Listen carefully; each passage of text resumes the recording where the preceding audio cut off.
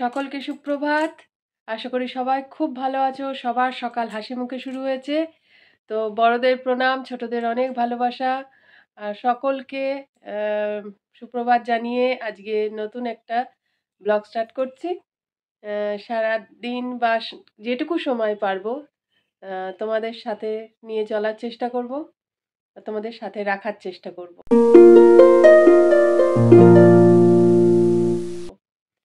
তো ছেলের written exam সব মোটামুটি শেষ। দুটো ওরাল রয়েছে, আজকে যেমন ম্যাথামেটিক্সটা হবে আর কালকে প্র্যাকটিক্যাল আছে কম্পিউটারের। ব্যাস, তাহলেই হয়ে যাবে। সন্দীপন বাবুকে দিতে স্কুলে গেছে, এখনো আমাদের চা খাওয়া হয়নি। তো আসলে আমরা চা খাবো। তো চাটা আগে করে নিই, চলো।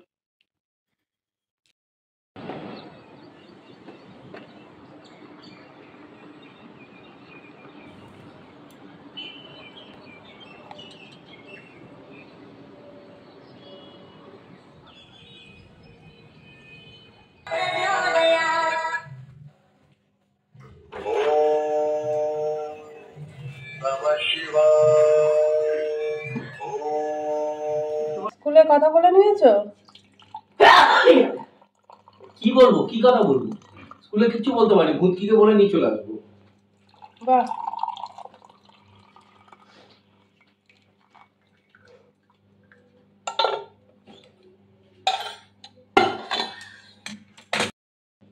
জিন্সটা পরবো, জিন্সটা অফ হয়, জিন্সটা কোনো আমি ছবি তুলে নিয়ে এসেছি। এই মেন্স আর উমেন একটা মাল্টিভিটামিন আছে, নেবো? আমার জন্য নেই। হ্যাঁ, ওই A to Z-টা তুমি খেতে পারো। A to Z সবসময় প্রেসক্রাইব করে। A to Z-টা খেয়ে দেখো কেমন হয়। সামনের সপ্তাহে তো ডাক্তারের কাছে যেতেই হবে, না এই সপ্তাহের লাস্টের দিকে।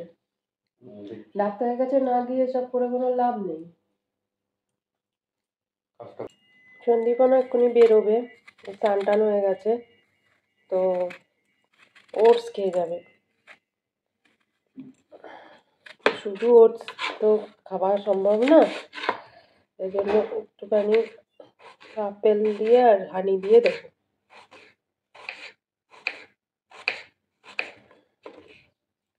ওটসটাকে রাত্রে ভিজিয়ে রেখে দিয়েছি দুধে। আমিও আমার জন্যও রেখেছি, আমার খেতে ভালো লাগে না।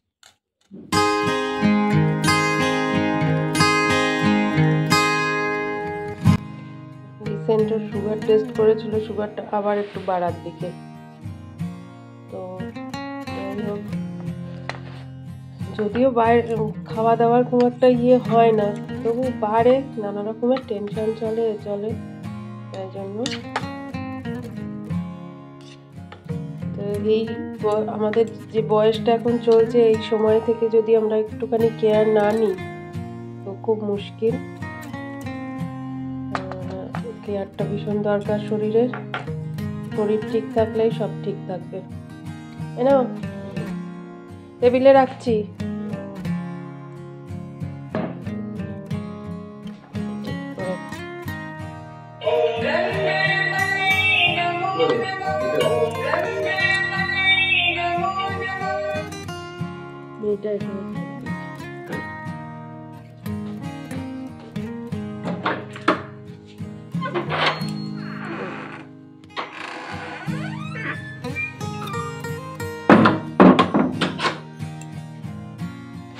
अभी बर्तन मत करना, दोपहर को शाम को आके करना।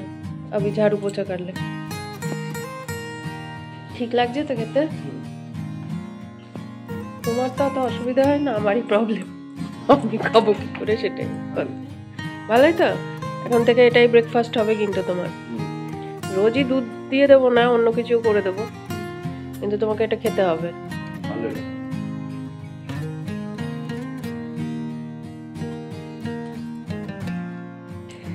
কে বলতে খুব ভালো লাগে। বাবুকে তাহলে তুমি নিয়ে আসছো তো? আর ওই কুল্লার নিয়ে আসবে কিন্তু ওই দোকানটার থেকে, ঠিক আছে? ফোন করলে ফোনটা ধরো, তুমি তো ফোন ধরতে।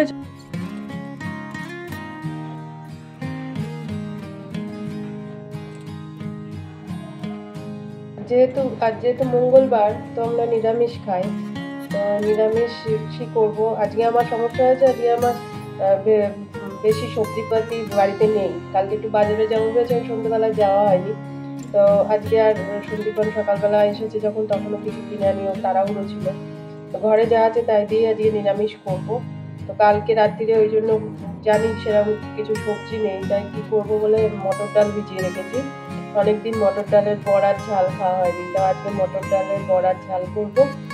আর আমার ছেলে ডাল থাকলে ওর খাওয়ার খুব সুবিধা হয়, মানে খুব ভালো করে খেয়ে নেয়, যে ডালই হোক না কেন। তা আজকে এই মিক্সড ডালটা করছি, আদা টমেটো দিয়ে করবো। একদম এই রাজমা, ছোট রাজমা, মুসুরি, মুগ, সব কিছু মেশানো একটা ডাল, ডালটা করছি। এটা রুটি দিয়ে খেতেও খুব ভালো লাগে, আমি পেঁয়াজ দিয়ে তরকা টাইপের করে খেতেও খুব ভালো লাগে। এটা আমি খুব করি বাড়িতে, এটা খুব ভালো লাগে খেতে। সেই মিক্সড ডালটা বসিয়ে দেবো, এর সাথে একটু কিছু ভাজাভুজি না করে যাই হোক একটা ডালের সাথে করবো, আর বড়ার চাল। এই হচ্ছে আজকে লাঞ্চের মেনু। তো সবাই যদি একটুখানি গ্রেট করা আদা দেওয়া যায় না, বিশেষ করে এই ধরনের ডালে খুব সুন্দর টেস্ট হয়। আমি তো দিই, দারুণ লাগে।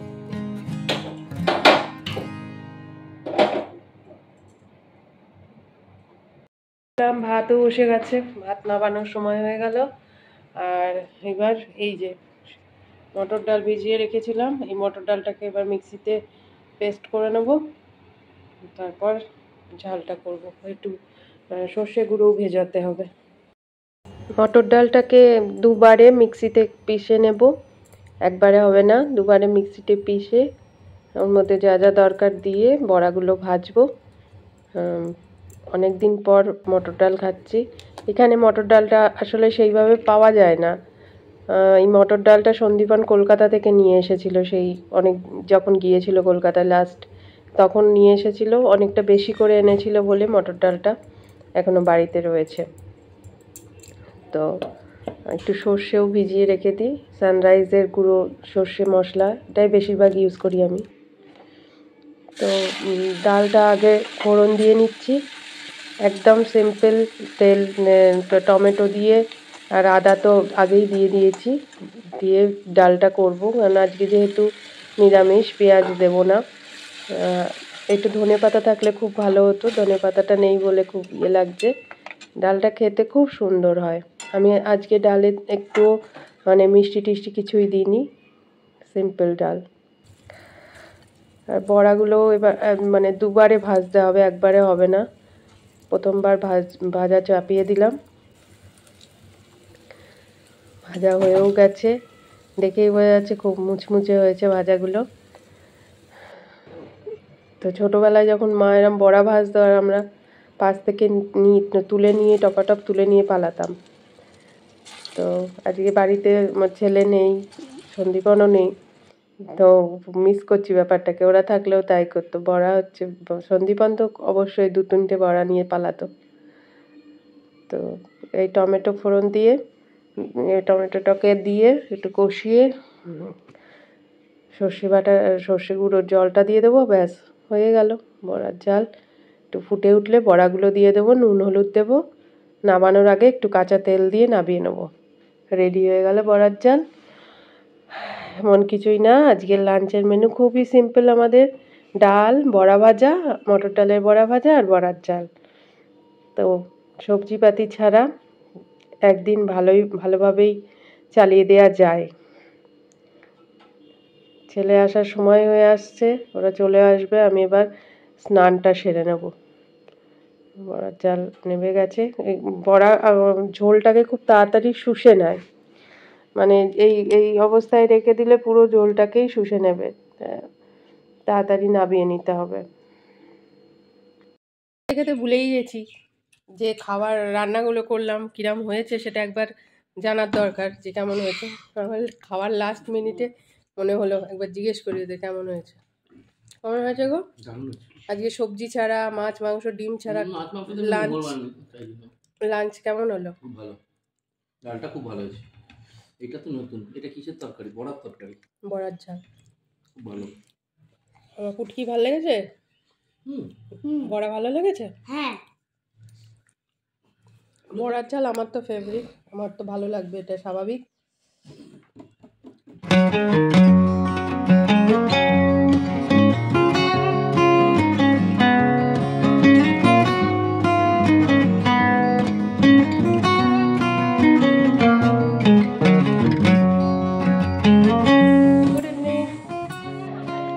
বেরিয়েছি, বলছিলাম না সকাল থেকে সবজি পাতি নেই, সবজি আনতে যাবো, এই সবজি আনতে বেরিয়েছি। ওদিকে বন্ধ তো, এদিকে এদিকে চলে।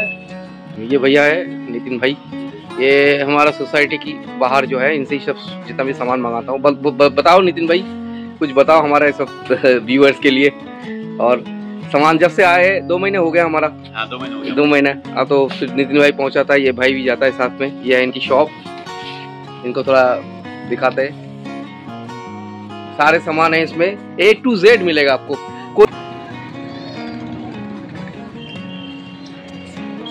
जा बाबू,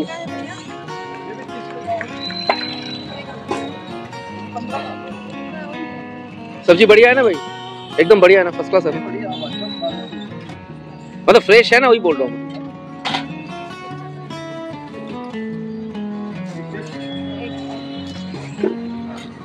थोड़ा गाड़ी से